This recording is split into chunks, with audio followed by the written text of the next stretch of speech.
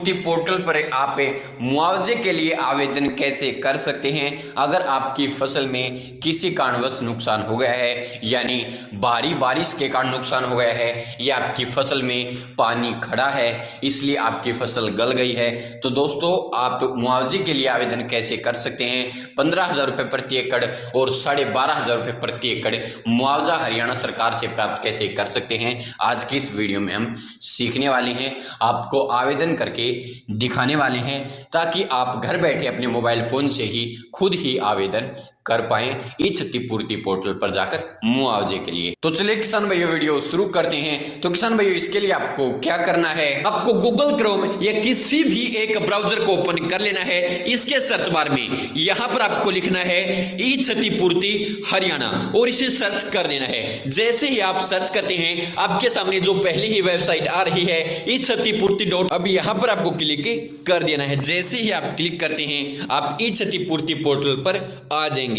अब दोस्तों आपको 3 डॉट पर जाना है और इसे डेस्कटॉप साइट में ओपन कर लेना है ताकि जो विंडो है वो आपको कंप्यूटर और लैपटॉप जैसी दिखने लगे और इसे आपको यूज करने में आसानी हो। अब किसान भाइयों आपको नीचे आना है और यहां पर आपको 2 ऑप्शन देखने को मिल जाएंगे। पहला जो ऑप्शन है वो है परिवार पहचान पत्र संख्या का और दूसरा जो ऑप्शन है वो आधार संख्या का। अगर आपके पास फैमिली आईडी नंबर है तो आप फैमिली आईडी नंबर के माध्यम से आवेदन कर सकते हैं। अगर आपके पास आधार नंबर है, फैमिली आईडी नंबर नहीं है, तो यहां पर जब आप आधार नंबर फिल करके सर्च करेंगे तो ऑटोमेटिक फैमिली आईडी का जो डेटा है वो फैच कर लिया जाएगा और फिर आप आवेदन कर पाएंगे।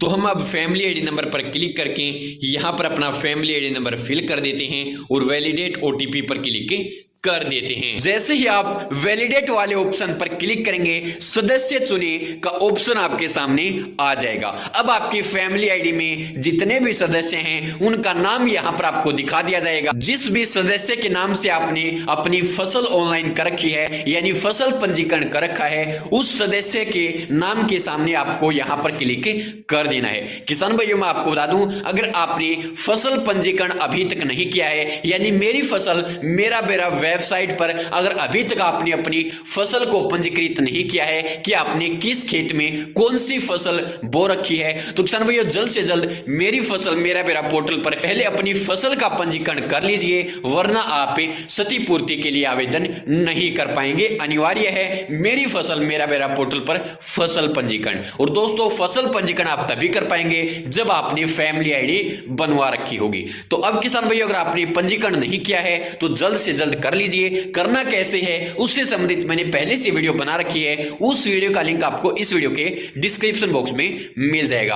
अब अगर आपने रजिस्ट्रेशन कर लिया है, कर रखा है या फिर पहले करने के बाद अब आपको क्या करना है, उस सदस्य के नाम पर क्लिक कर देना है जिसके नाम से आपने पंजीकरण कर रखा है। सदस्य सेलेक्ट करने के बाद आपको सेंड ओटीपी वाले ऑप्शन पर क्लिक कर देना है। क्लिक करते ही आपके सामने इस प्रकार का एक मैसेज शो होगा कि ओटीपी सफलतापूर्वक सेंड हो गया है मोबाइल नंबर पर। अब आपको ओके वाले ऑप्शन पर क्लिक कर देना है। अब किसान भाइयों आपके पास जो ओटीपी आया है वो ओटीपी यहां पर आपको फिल करना है और सबमिट वाले ऑप्शन पर क्लिक कर देना है। अब दोस्तों यहां पर आपको आपकी फैमिली आईडी का नंबर, आपका नाम, आपका मोबाइल नंबर, आपके पिता का नाम देखने को मिल जाएगा। लेकिन यहां पर अब आपको आपके बैंक अकाउंट का IFSC code, bank account number और एक बार दोबारा से बैंक अकाउंट यहां पर आपको फिल करना है। और जैसे ही आप आईएफएससी कोड फिल करेंगे बैंक का नाम ऑटोमेटिक यहां पर उठा लिया जाएगा। दोस्तों यहां पर जो भी डिटेल ब्लैंक है वो यहां पर आपको फिल कर देनी है।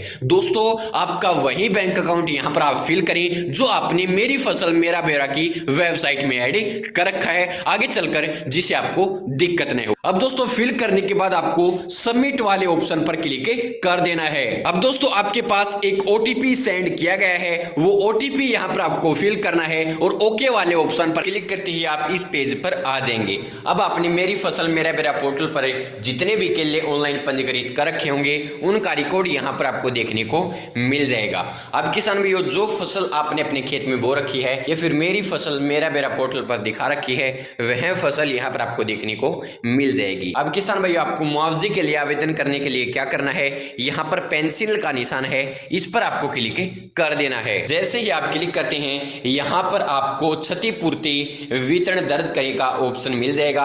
अब यहाँ पर सबसे पहले आपसे पूछा जा रहा है क्या आप बीमे के अंतर्गत कवर हैं, यानी कि आपने प्रधानमंत्री फसल बीमा योजना के तहत या फिर किसी अन्य बीमे के तहत आवेदन कर रखा है या नहीं। तो आपको यहाँ पर क्लिक करना है। अगर कर रखा है तो हाँ, फिर आपको मुआवजा नहीं मिलेगा, क्योंकि यह मुआवजा उन्हीं को मिलता है जिसने पहले से कोई बीमा अप्लाई नहीं कर रखा। अब आपको यहाँ पर नहीं कर देना है अगर आपने आवेदन नहीं कर रखा है, यानी बीमे के तहत आप पंजीकृत नहीं है। अब यहाँ पर आपसे पूछा जा रहा है क्षति की तिथि, यानी किस दिन आपकी फसल में नुकसान हुआ है, वह डेट यहाँ पर आपको फिल करनी होगी। डेट पर क्लिक करके आपको यहाँ पर क्लिक करना है। क्लिक करने के बाद दोस्तों अब कारण पूछा जा रहा है कि किस कारण से आपकी फसल में नुकसान हुआ है। बाढ़ के कारण हुआ है, ओलावृष्टि के कारण हुआ है, सूखा के कारण हुआ है, शीतलहर के कारण हुआ है, भूकंप के कारण, भूस्खलन के कारण। अब दोस्तों जो मेन रीजन है जिसके कारण अब फिलहाल फसलों में नुकसान हो रहा है वो है दोस्तों भारी बारिश, यानी तेज बारिश के कारण फिलहाल फसलों में नुकसान हुआ है, खेतों में पानी खड़ा है और भारी बारिश हुई है। अब दोस्तों यही ऑप्शन आपके लिए हैं, जिसके खेत में पानी खड़ा है यानी पानी खड़ा हुआ है उसके कारण फसल खराब हुई है तो इस ऑप्शन को सिलेक्ट कर सकते हैं। वरना दोस्तों भारी बारिश के कारण अब फिलहाल फसलों में नुकसान हो रहा है, आपको भारी बारिश वाला ऑप्शन यहाँ से सिलेक्ट कर लेना है, या फिर अपने अनुसार जिस कारण आपकी फसल में नुकसान हुआ है वो ऑप्शन आपको सिलेक्ट करना है। अब यहाँ पर आपसे पूछा जा रहा है कि फसल आपकी कितने प्रतिशत खराब हुई है। 0 से 24% खराब हुई है। किसान भाई अगर आप 0 से 24% भरते हैं तो आपको मुआवजा नहीं मिलेगा। फिर 25 से 32, 33 से 49, 50 से 74 और 75 से जितने प्रतिशत आपका नुकसान हुआ है उस हिसाब से आप नुकसान भर सकते हैं। अगर आपकी फसल बिल्कुल ही नष्ट हो गई है, बस कुछ ही फसल बची हुई है, तो आपको 75 से 100% वाला ऑप्शन भर देना है। अब आपसे पूछा जा रहा है क्या आपने फसल को दोबारा उगाया है, यानी क्या अपनी फसल दोबारा बोई है। अगर दोबारा बोई है तो हाँ कर सकते हैं, वरना यहाँ पर आपको नहीं करना है। अब किसान भाइयों आपको नीचे आ जाना है और यहाँ पर आपको सेव वाले ऑप्शन पर क्लिक कर देना है। किसान भाइयों सेव पर क्लिक करते ही आपके सामने इस प्रकार का एक पेज आ जाएगा कि आपकी जो फसल क्षतिपूर्ति है वो सफलतापूर्वक दर्ज हो गई है, सूचना दर्ज हो गई है। अगर आपके सामने इस प्रकार का मैसेज आ जाए, सक्सेस का मैसेज आ जाए, तो समझ जाना आपके गांव में जो क्षतिपूर्ति पोर्टल है वो ओपन है, आपका आवेदन सफलतापूर्वक